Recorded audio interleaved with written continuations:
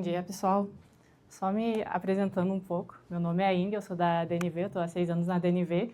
Trabalho principalmente com projetos eólicos e projetos híbridos em fase de pré-construção. Eu não sei se foi a ideia, se a intenção da organização, mas todos os MCP ficaram juntos, um atrás do outro. Mas tá bem, então, o nome da minha apresentação é Extrapolação de Longo Prazo com Analog Ensemble e Irreducible Error Factor. O que eu quero falar com isso? Bom, sair do frame aí, mas então, todos somos da área, a gente sabe que para fazer um estudo de produção de energia, a gente começa com dados de torre, dados de medição. É caro, aí passa para a consultoria, a gente limpa, calibra, aí perde mais dados e o financeiro nervoso. Mas existe uma preocupação muito grande em entender como que é o escoamento do vento na região. Depois que eu ponho turbinas lá, ele vai produzir energia como? E quando a gente então começa com dados medidos, a gente quer extrapolar ele, diferentemente do que pensa talvez Voltalia, mas a gente quer extrapolar ele a maior quantidade de período possível. Ou seja, se o projeto tem 20 anos, a gente tem intenção de tentar reproduzir quanto seria esse vento em 20 anos no nosso estudo pré-construtivo. E a preocupação é que quando a gente leva para longo prazo, será que o meu método ele consegue preservar alguns critérios muito relevantes, muito importantes na representatividade do vento? O primeiro é, então, ele garante os valores médios precisos juntamente com perfis diurnos, sazonais e interanuais. O segundo é, ele mantém a distribuição de frequência no período reconstruído, que seja similar, tão similar ao observado, ou seja, aos dados medidos durante a campanha de medição. E a terceira e última, mas não menos importante, é a preservação das correlações. O meu período reconstruído para longo prazo, ele preserva as correlações com a evolução temporal. Quando eu saio de 5 anos para 20 anos, eu ainda tenho a mesma correlação. Então, são sempre essas 3 questões que tá nos batendo, assim. E, tradicionalmente, a indústria utiliza o MCP para levar dados medidos para longo prazo, que nem os colegas falaram já bastante. Mas, tudo bem, ela sempre foi um método muito utilizado por conta da simplicidade de implementação, ele não demanda muita potência computacional. E segundo, porque ele já é historicamente muito utilizado na indústria. Então, as pessoas confiam num método que já foi testado diversas e diversas vezes. Mas o que a DNV tem investigado, tem perguntado é, ok, MCP, ele reproduz bem, ele prevê bem a velocidade média pontual de longo prazo, ou seja, um valor em metros por segundo. Mas será que ele consegue captar toda a variação da questões de regime atmosférico, principalmente em terrenos complexos? Ele consegue captar a correlação temporal? Ele consegue preservar o perfil do vento?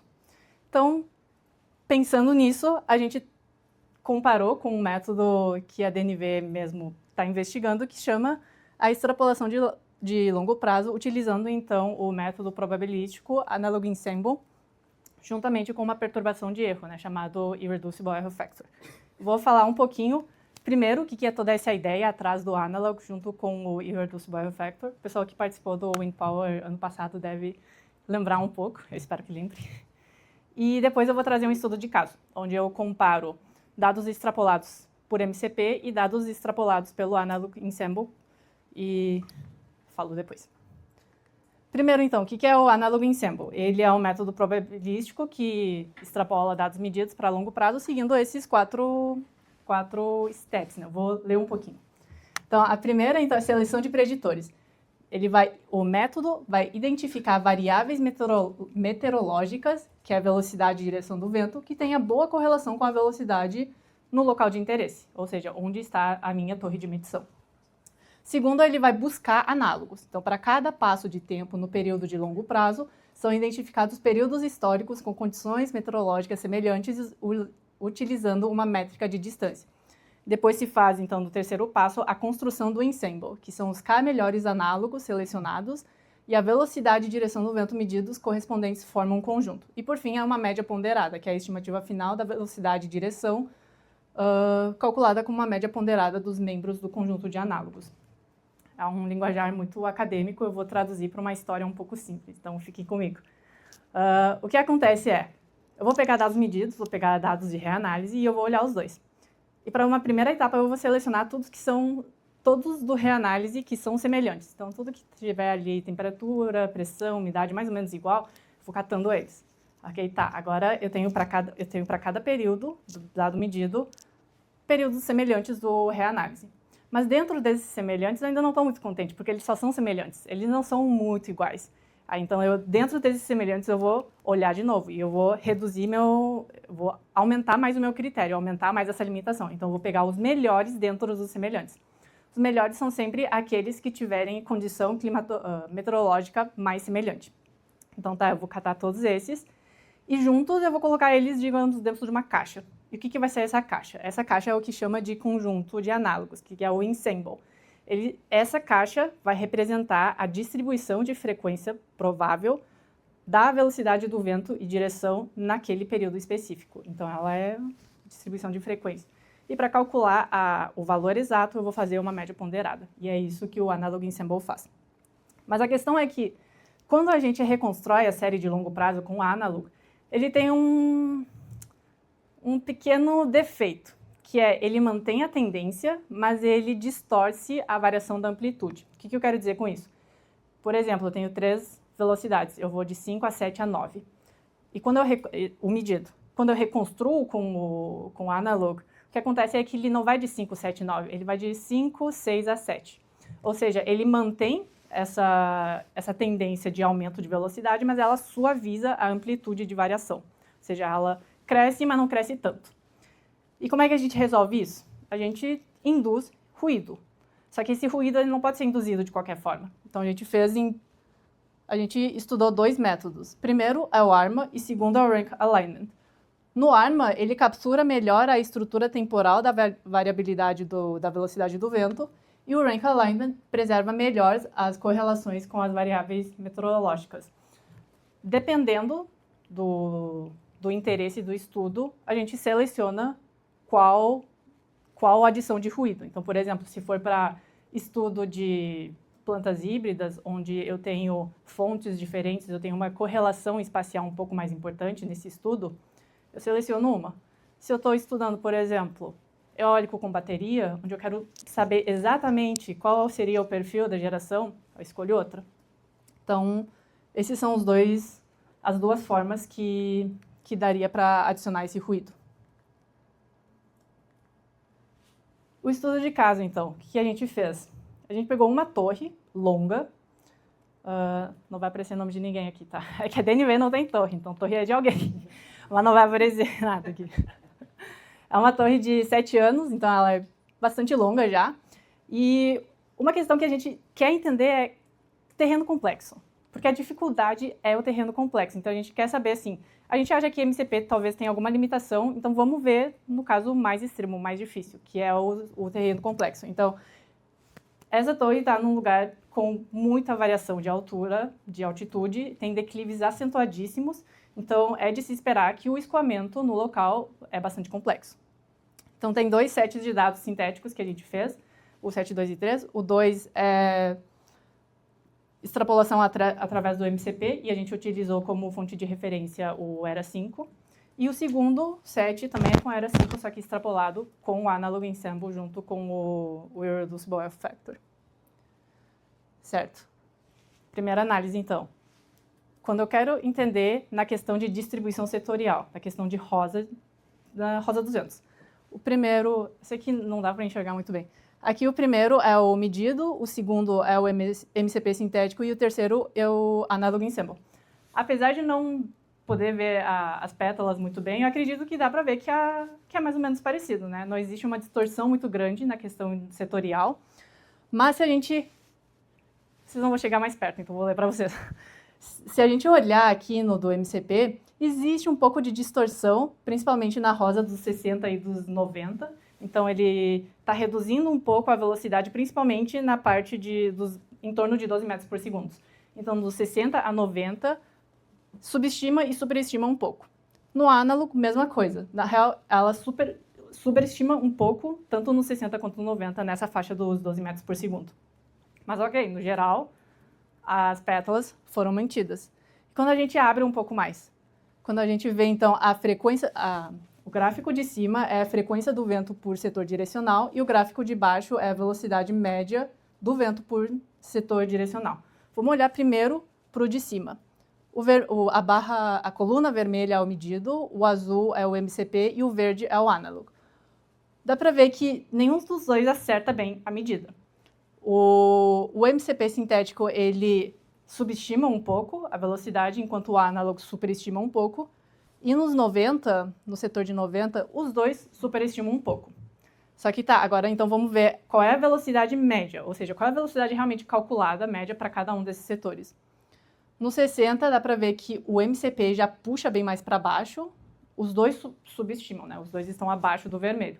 Mas o MCP puxa muito mais para baixo, o análogo ele está para baixo, mas tá mais perto. E nos 90, os dois, o MCP e o análogo, os dois subestimam, mas a diferença entre os dois já não é tão grande. Então tá, agora a gente viu mais ou menos como que é a distribuição setorial e vamos ver como que é no período inteiro. Isso aqui é um período, então, dos 7 anos da torre e os 26 anos das duas séries de reanálise. Aqui a velocidade média pela torre é 9,61 metros por segundo, então é um lugar bem ventoso. Mas o MCP, ele calculou em 8,96 e o análogo ele calculou em 9,23. Ou seja, os dois realmente subestimam, mas o MCP puxa muito mais para baixo. Saiu de 9,6 para 9. Né? Então, a gente está...